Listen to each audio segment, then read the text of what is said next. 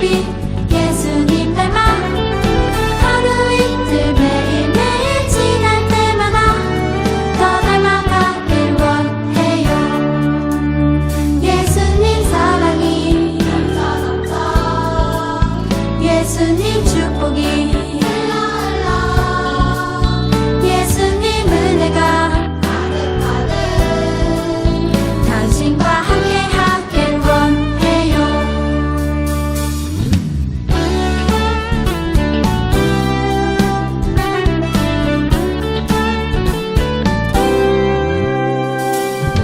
너와 나의 모습이 예수님 닮아 너와 나의 모습이 예수님 닮아 하루 이틀 매일매일 지날 때마다 더 닮아가길 원해요. 너와 나의 모습이 예수님 닮아 너와 나의 모습이 예수님 닮아 하루 이틀 매일매일 지날 때마다 더 닮아가길 원해요. 예수님 사랑이 예수님 축복이 예수님 은혜가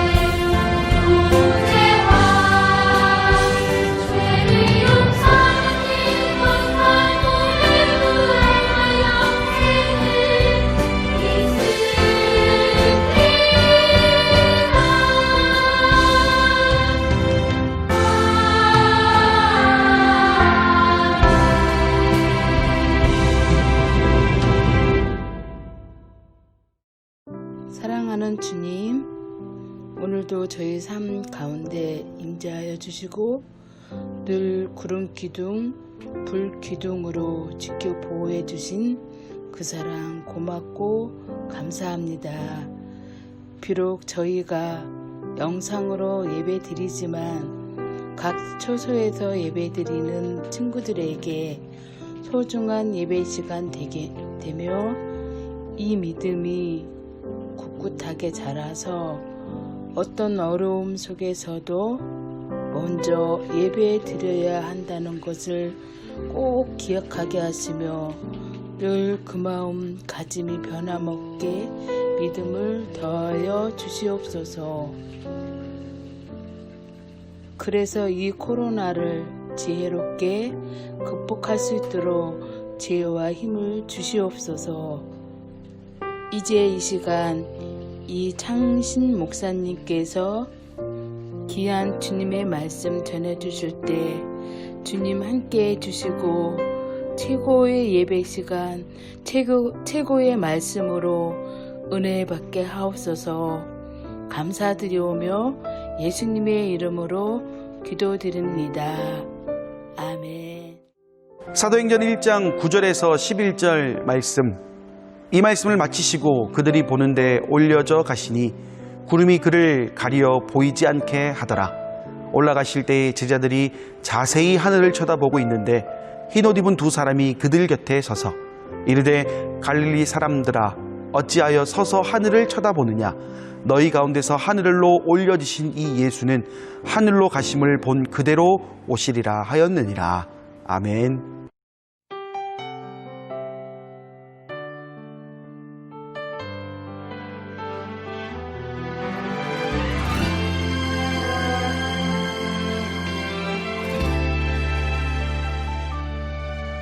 눈물 흘리시는 하늘 아버지,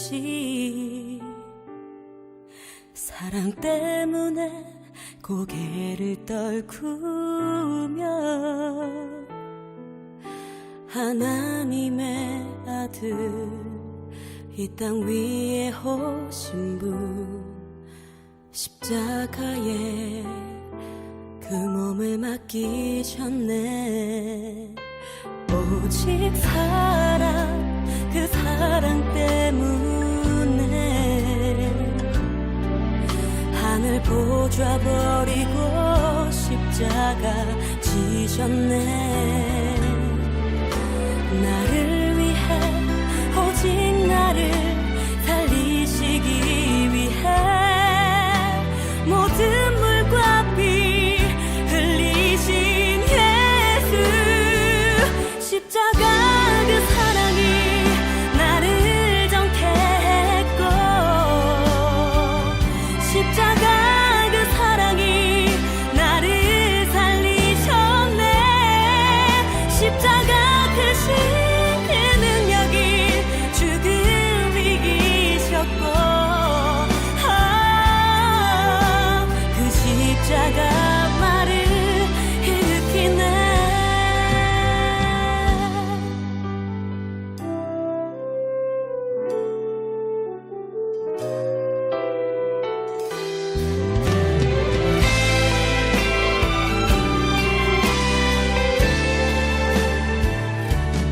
오직 사랑, 그 사랑 때문에 하늘 보좌 버리고 십자가 지셨네. 나를 위해, 오직 나를 살리시기 위해 모든 물과 피 흘리신 예수, 십자가 그 사랑이 나를 정케 했고, 십자가 그 사랑이 나를 살리셨네.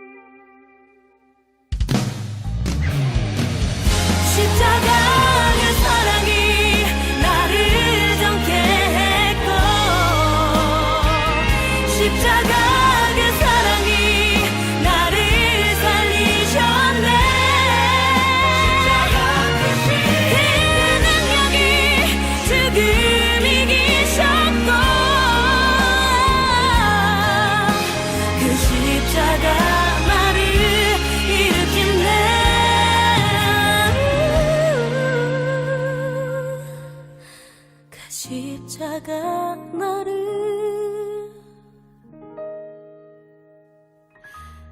일으키네.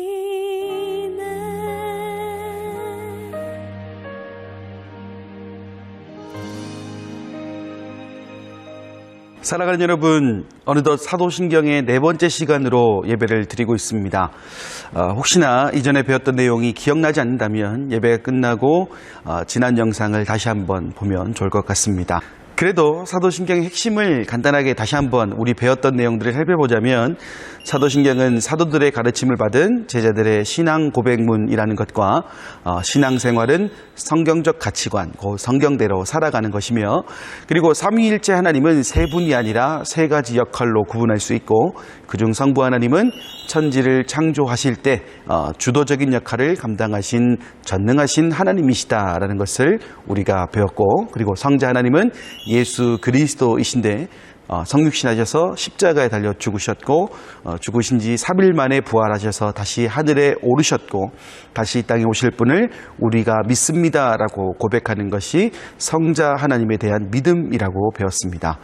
혹시나 예배를 드리고 나서 이해가 되지 않는 부분이 있다면 우리 친구들 댓글에 남겨주시면 제가 또 확인해서 더 상세하게 알려드리도록 하겠습니다. 그럼 이번 주에는 무엇을 알아보느냐? 지난 시간에 성자 하나님에 대한 이야기의 내용이 너무 많아서 2번에 걸쳐서 나누기로 했잖아요. 바로 그 2번째 시간으로 성자 하나님의 사역을 통해 우리에게 나타나는 반응과 교훈은 무엇인지 알아보도록 하겠습니다. 성자 하나님은 우리가 살펴본 내용에서도 나타나듯이 우리의 삶에 직접적으로 관여하신 분이십니다. 관여하셨다는 것은 인간과 함께 생활하시면서 자기 자신을 드러내시고 또 드러내심을 통해 많은 사랑과 은혜를 주셨음을 의미합니다. 이를 통해 우리가 알 수 있는 것은 예수님을 믿는 사람들이 어떤 삶을 살아야 되는지에 대해 예수님께서 직접 보여주셨고, 이제 우리는 그대로 살아가면 된다는 것을 알게 됩니다. 그렇다면 예수님께서 우리에게 주신 그 첫 번째 교훈은 무엇일까요? 바로 겸손입니다. 예수님의 겸손은 성육신 사건에서 찾을 수 있어요. 여러분, 성육신에 대한 이야기가 아마 어렴풋이 기억이 날 거예요. 성자 하나님을 이야기하면서 가장 큰 기적이 성육신이라고 했던 거 우리 친구들 기억나죠? 왜 기적이라 했습니까? 가진 것이 많고 하지 않아도 되는 일인데 굳이 감당하셨다라는 점에서 목사님이 기적이라고 이야기했습니다. 물론 예수님의 사역을 겸손이라는 단어로 표현하는 것이 바람직하지 않을 수는 있습니다. 하지만 그 성육신의 사건을 바라보는 하나님을 믿는 우리는 그 모습을 통해 겸손을 배우게 된다라는 거예요. 내가 많은 것을 가졌다고 해서 또는 은혜를 받았다고 해서 과시하거나 자랑할 것이 아니라 내가 할 수 있는 일, 그 중에서도 내가 해야만 하는 일을 감당하기 위해 내 시간과 내 몸을 아끼지 않는 것이 얼마나 많은 사람을 살리게 되는지, 그것을 우리는 알게 되었고 또 예수님께서는 알게 하셨고, 동시에 그 사역의 자리에 우리를 초대하셨다라는 거예요. 우리는 이 성육신의 사건을 통해 겸손을 배웁니다. 그리고 그 겸손이 얼마나 많은 사람들을 살리게 되었는지도 배웠어요.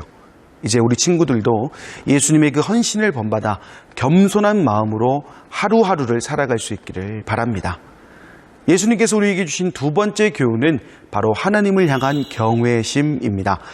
우리 친구들 아마 경외심이라는 단어가 많이 어려울 거예요. 목사님이 이 경외심이라는 단어를 사전에 찾아보았더니 공경하면서도 두려워하는 마음이라고 표현이 되어 있는데, 이거 좀 쉽게 한번 풀어보자면, 여러분들 깊은 바닷속 그리고 우주 이런 공간들을 우리가 어떻게 합니까? 함부로 가까이 갈 수 없는 공간이라고 생각을 하지 않습니까? 마찬가지로 무언가 무서워서 두려워한다라는 것이 아니라 존재 자체만으로 대단해 보이는 것을 바라보는 마음, 그것에 대해서 존경하는 마음이 바로 경외심이라는 겁니다. 그렇다는 것은 하나님이라는 존재 자체가 무섭고 떨림의 존재가 아니라 존재 자체만으로 대단한 분, 감히 함부로 가까이 다가갈 수 없는 분이심을 인정합니다라는 뜻을 가지고 있어요.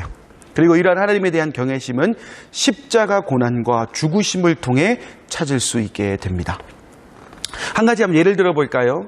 제가 우리 아동부 친구들을 정말 사랑하는 거 우리 친구 다들 알고 계시죠? 알고 있죠? 네? 알고 있다고 합시다. 자, 아무튼 제가 여러분을 이렇게나 사랑한다고 하면서 만약 여러분들을 위해 십자가에 달려야 한다면, 십자가에 달리는 것뿐만 아니라 죽어야 되는 상황에 놓이게 된다면 어떤 일이 벌어질까요? 여러분 잘 믿으시나요? 물론 저는 지금의 생각으로는 충분히 감당할 것이다, 할 수 있다, 하면 된다, 해보자 라고 하지만 현실은 지켜야 될 것들이 더 많아요. 막 가족들 그리고 여러 가지 일들 때문에 아마 많은 고민을 할 것 같습니다. 그런데 예수님은 어떻습니까? 아니, 이러한 결정을 내린 하나님을 한번 보자는 거예요. 오로지 누구를 위해서? 인간을 위해서. 다른 것을 생각하지 않고 오로지 인간을 위해서, 인간이 가지고 있는 그 죄의 문제, 그 해결을 위해서 결단하셨다라는 거예요. 그것도 인간과 같은 모습으로, 그리고 인간이 가지고 있는 가장 큰 두려움을 직접 감당하셨다라는 겁니다. 우리 친구들 위인전기 읽어봤잖아요, 그죠? 우리가 위인전기 읽을 때 감동합니다. 특별히 우리나라의 해방을 위해서 목숨을 잃은 분들의 모습을 보면 가슴이 먹먹해질 때가 많아요. 하지만 지난 시간에도 말씀을 드렸듯이 모든 것을 다 가지셨고, 그리고 충분히 그 상황을 넘어갈 수 있는 능력이 있으셨음에도 불구하고 이러한 선택을 했다는 것은 충격을 넘어 경외심을 가지게 만든다라는 거예요. 우리는 이 십자가의 사건을 통해 하나님을 향한 경외심을 배웁니다. 그리고 왜 하나님을 경외해야 되는지에 대해서도 배웁니다. 이제 우리 친구들도 우리를 위해 모든 것을 포기하신 그 하나님을 경외하며 감사하는 마음으로 하루하루를 살아갈 수 있기를 바랍니다. 끝으로 예수님께서 우리에게 주신 세 번째 교훈은 바로 희망입니다. 그리고 이 희망은 예수님의 부활과 재림을 통해 찾을 수 있게 됩니다. 여러분, 죽는다는 것은 쉽게 말해서 끝이 났다는 거예요. 그 다음이 없다라는 겁니다. 그 다음이 없다는 것은 희망이 없다는 것이죠. 사람은 누구나 죽습니다. 죽지 않은 사람은 없습니다. 그리고 죽음 이후에 있을 심판에서 자유할 수 있는 사람은 더더욱 없다라는 거예요. 그런데 이 모든 것을 깨고 희망을 주신 분이 계셨으니 바로 성자 하나님 곧 예수 그리스도이시라는 거예요. 죽으면 모든 것이 끝이다라는 인간의 생각을 완전히 무너뜨리셨고, 무너뜨리신 것으로 끝난 것이 아니라 하나님의 백성에게는 새 생명이 보장되어 있어요. 훗날 예수님께서 다시 이 땅에 오셨을 때에 그 심판의 자리에서 우리를 해방시켜 주셔서 그 누구도 꿈꿀 수 없는 희망을 품게 하신 분이 바로 예수 그리스도이시라는 거예요. 사랑하는 여러분, 우리가 믿는 하나님, 그 중에서도 성자 하나님은 아무것도 모르는 우리, 어떻게 살아가야 되는지에 대해서도 모르는 우리에게 삶의 방향을 제시해 주셨습니다. 성육신 사건을 통해 겸손을, 십자가 사건을 통해 하나님을 향한 경외심을, 그리고 부활과 재림의 사건을 통해 희망을 주셨어요. 예배를 드릴 때 이 사도신경을 단순히 순서의 하나로 생각할 것이 아니라 나를 사랑하시는 하나님, 나를 위해 친히 겸손의 자세로 성육신하시고 십자가의 고난을 감당하셨으며 부활과 재림을 통해 우리에게 희망을 주시는 하나님께 감사하는 마음을 가질 수 있기를 바랍니다. 오늘부터 시작되는 우리 친구들의 한 주간의 삶이 나를 위해 이 땅에 오신 예수님을 믿는 믿음으로 날마다 승리하는 삶을 살아갈 수 있기를 간절히 소망합니다. 아멘.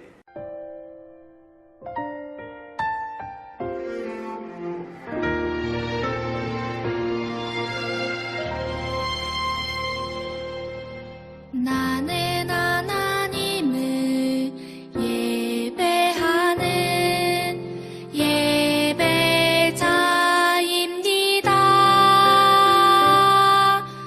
내가 서 있는 곳 어디서나 하나님을 예배합니다. 내 영혼 거룩한 은혜를 향하여 내 마음 완전한 하나님 향하여 이곳에서 바로 이 시간 하나님을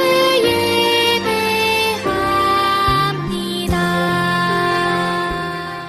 이제는 우리 주 예수 그리스도의 은혜와 하나님의 사랑과 성령의 교통하심이 주신 말씀대로 살아가길 원하는 사랑하는 아동부 머리머리 위에 이제와 영원히 함께하옵시기를 간절히 축원하옵나이다. 아멘.